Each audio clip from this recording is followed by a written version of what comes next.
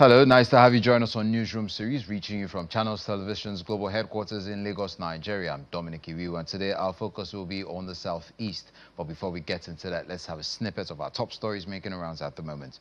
In what seems to be a big blow to the PDP, the Federal High Court in Ibadan, your state, has nullified the National Convention of the People's Democratic Party, PDP, which took place in the state on November 15, 2025.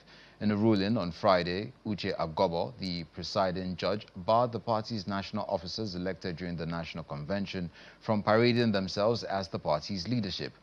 Agomo ruled that, quote, the November National Convention was organized in flagrant disregard for the court orders, end of quote.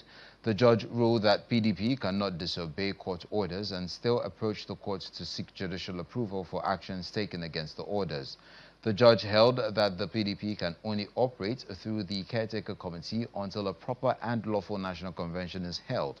A faction of the PDP, National Working Committee, led by Kabiru Turaki, national chairman, filed a suit seeking the recognition of the national convention and validated the NWC members elected during the convention. In the meantime, the People's Democratic Party says it's aware of the judgment of the Federal High Court, Ibadan, delivered this morning, which essentially declined to grant the order of mandamus sought on the ground that doing so would, in the court's view, amount to sitting on appeal over judgments of courts of coordinate jurisdiction. In a statement issued by the National Publicity Secretary of the party, Ini Emebong, it reads, quote, we have accordingly briefed our lawyers to immediately file an appeal and to take all further legal steps necessary to advance our arguments and firmly protect our position on this matter, end of quote. The party says, notwithstanding this judgment, the Kabiru Turaki-led People's Democratic Party, which emerged from the Ibadan Convention, remains legally intact and unshaken as we await the authoritative pronouncements of the appellate courts.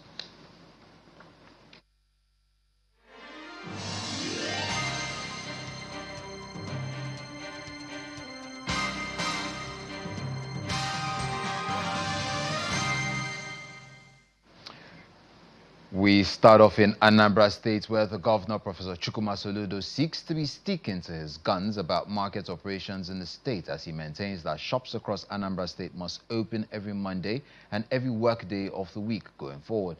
This is one of the major issues of the interactive session between him and the leadership of all markets across Anambra State following the closure of the Onitsha main market.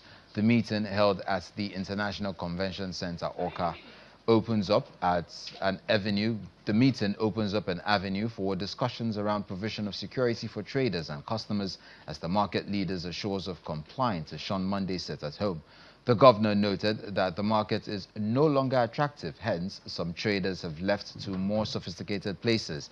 Therefore, there's an urgent need to fix and upgrade the market, as his mission to ensure that Anambra becomes the destination is not negotiable. He discloses that the road from Marine to Magazine Junction has already been slated for construction. The governor insists that all his efforts are for the survival of the market for generations to come, noting that as a government, if the market remains closed every Monday, it does not stall any of the state's government's activities, but for love and patriotism, his government will not watch traders lose out on economic opportunities. Responding to the proposals, the chairman of the Main Market Chairman Association, Mr. Chijoke Okpalugo, expresses preference for the second option and in addition urges the government to grant traders in unapproved areas a temporary reprieve to relocate before demolition begins.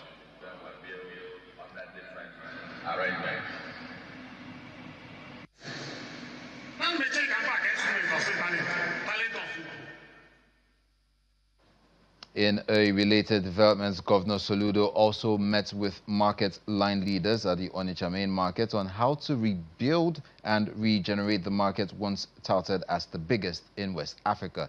He decried the indiscriminate buildings springing up every day without recourse to appropriate sanitary facilities, as well as parking space for vehicles for both traders and their customers. The governor says that the major essence of the meeting is to go back to the master plan for a sustainable main market. Governor Chukwuma Soludo arrives at the International Convention Center, Awka, for a meeting with market and line leaders in all markets in Anambra State. The thrust of the meeting is to set the narrative straight about the struggle for Nnamdi Kanu's release, which led him to visit the IPOB leader before becoming governor. We need to confront this particular crazy argument. And on May 13, 2022, he paid him another visit, this time as a governor, where he confronted him with the challenges of violence on Monday's sit at home in the southeast, which Nnamdi Kanu vehemently condemned. Governor Soludo therefore insists that the sit at home is no longer as a result of Nnamdi Kanu's issue. The sit at home. So now, no more war on Monday. You can do everything else. You can go to the stadium and play football. You can trade on the streets. You can have church activities. You can have social events. Some even have all manner of social events on Monday. The streets are all busy. The roads are busy. Except the open.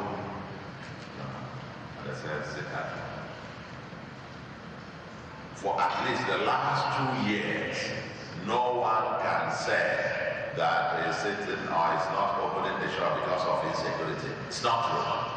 He says Anambra State can never be a 4-day-in-a-week business state and gives assurances to work out adequate security measures in Anambra markets to keep traders and their consumers and their customers safe, especially on Mondays.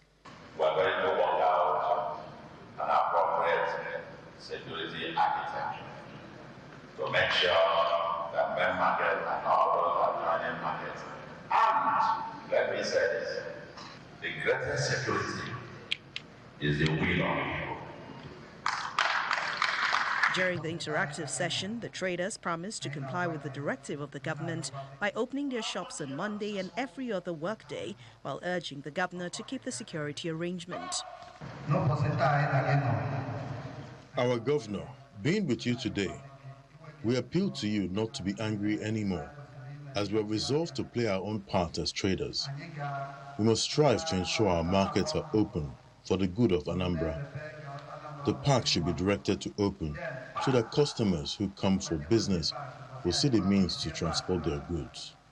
Again, we appeal to churches to stop scheduling programs on Monday. Then again, my bank manager friend had told me that our governor is wonderful, that he had called their headquarters and a meeting held for banks to resume operation.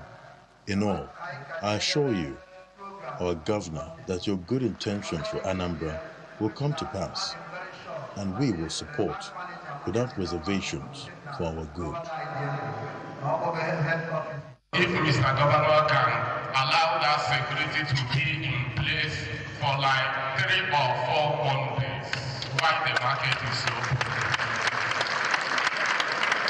it will encourage us to come out in mass, knowing fully well that the external security is there around the market.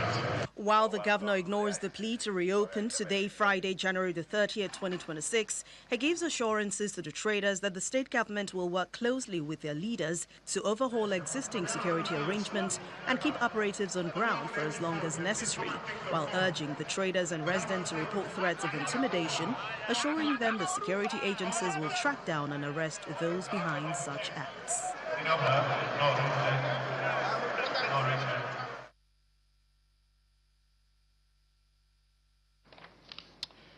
Okporodo community, also Eda in Eda local government area of Ebonyi state, has been thrown into panic following attacks by yet-to-be-identified persons, which led to an unconfirmed number of deaths. According to reports, unidentified armed men invaded the community at about 4 p.m. yesterday, setting several houses ablaze. Many residents were reportedly killed, while others were abducted during the attack. A viral video circulated on social media shows houses engulfed in flames as residents call on the Ebonyi State government and security agencies to urgently intervene. Meanwhile, the Commissioner of Police in Ebonyi State is said to be leading a team of security operatives to the affected community. Further reports suggest that the violence may be connected to a decades-long land dispute between Oso Eda in Eda local government area and Amasiri in Afikpo local government area, with both communities laying claim to ancestral ownership of the contested boundary land. Ebonyi State government, you the cross.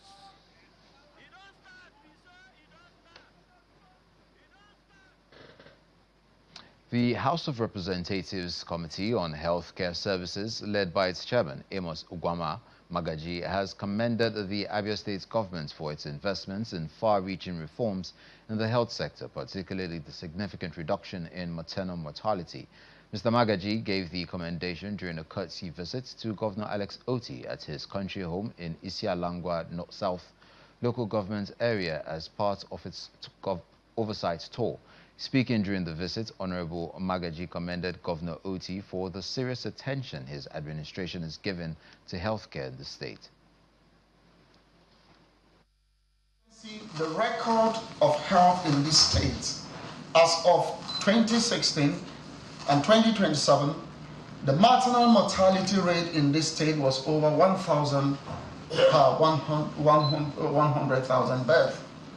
It moved to 539 thereabout.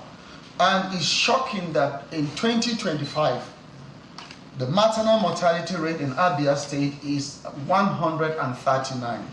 Space of less than 10 years, the maternal mortality has crashed down to 139. Your Excellency, thank you for what you're doing. Responding, Governor Alex Oti reaffirmed his administration's resolve to deepen ongoing reforms in the health sector, noting that the government is deliberately creating an enabling environment to attract and retain skilled healthcare professionals, including those in the diaspora. They do good, but they don't. I'm not impressed with the element that somebody walks into the primary health care and the chances of survival if he has a problem are 100%. And if they are made to that 100%, that will not stop. So because we want them to build very functional hospitals. And another one, different one, to get healthcare professionals. But in this, those machines cannot work on their own. So some of the primary healthcare centers that we have completed, I insist that we cannot functionalize them until we have the right people. Management and teachers of Egbema Secondary School alongside indigents of Egbema community have appealed to the Imo State government to urgently intervene in the rehabilitation of the school, citing the absence of basic amenities, dilapidated infrastructure, and the inability of students to participate in senior secondary school certificate examinations due to the poor state of key facilities. The appeal was made during an inspection tour of the school premises by concerned stakeholders and community indigents. Our correspondent, Eitop Kekute, reports. Egbema Secondary School was established in 1976 in the oil-rich Oaji Egbema local government area of Imo State. 5 decades after its establishment, the state of facilities in the school is nothing to write home about. The school premises is overgrown with weed, while classroom blocks are in a state of disrepair, with visibly damaged roofs exposing students and teachers to harsh weather conditions and other danger. Disturbed by the deteriorating condition of the school, the management leads stakeholders and community indigents on a guided tour of the facilities to draw public and government attention to the urgent needs of the school. For the school principal, top priority is the provision of learning materials and the rehabilitation of critical facilities.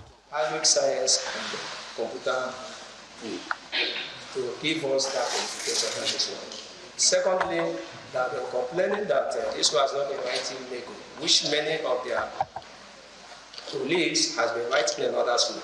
And the problem there is because this school has to be re-accredited. Lego has to come for re-accreditation so that they will be fit and to sit down for that.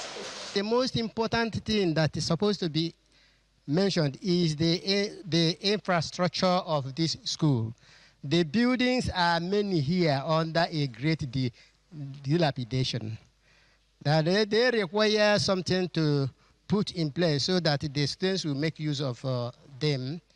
Leader of the delegation and an indigent of Egbema community, Mr. Ejike Chukwu, is deeply concerned about the present condition of the school. He describes the situation as heartbreaking, noting that the institution has over the years produced notable and successful sons and daughters of Imo State. There are some certain things you don't play politics with. There are some certain things you don't play politics with. nobody that will come from this part of Nigeria, where they have the highest deposit of gas, where they have oil companies everywhere. And we have, just for me, I don't know if we have other schools here in Ebema, but this is the only secondary school that I know that is in this part of Imo State from Ebema. And it's in this state. It's in this situation. It's unacceptable. Mr. Chukwu appeals passionately to the state government, oil companies, and private citizens from the area to come to the aid of the school. This school is the only secondary school that is a government secondary school in Ebema. So we must make it work. Let's put in some resources into this place and develop it. Why the government good enough? I discovered that they've already captured this school for renovation, Imo State government. They've already captured this school for renovation under ISOPADEC, and I'm going to continue to press them until, in fact, if I leave here, I've promised myself I will look for a way to appeal to the governor to quickly approve whatever his people are looking for to look into this our school. It's very bad. For what the principal was requesting for 16 decks, we are going to provide it for them immediately. So that they can write WAEC here. Ebema indigents are concerned that the continued neglect of the school could further jeopardize the future of its students and erode the legacy of an institution that has served the community for 50 years. Ejitopa Kute, Channels Television News.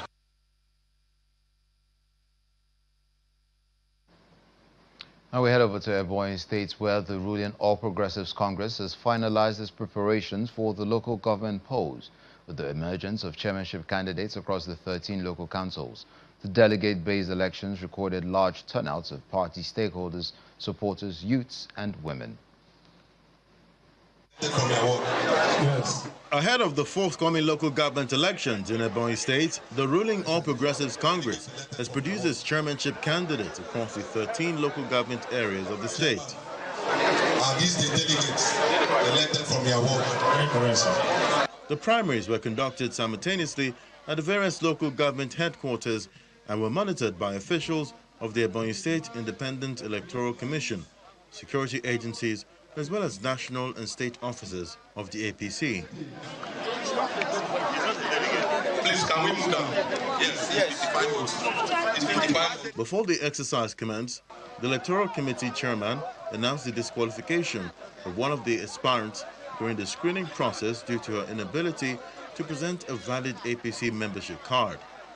He then announced the results, declaring Osborne Umahi as the winner after polling a total of 55 votes. Total number of valid votes, 55. Invalid vote, 0. Therefore,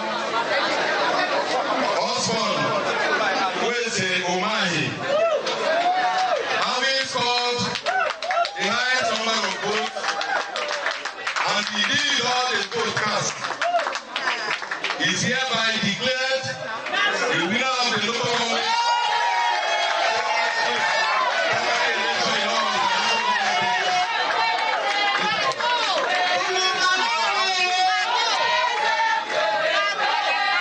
I want to assure the people of Oza that we have big plans and we will not disappoint this support.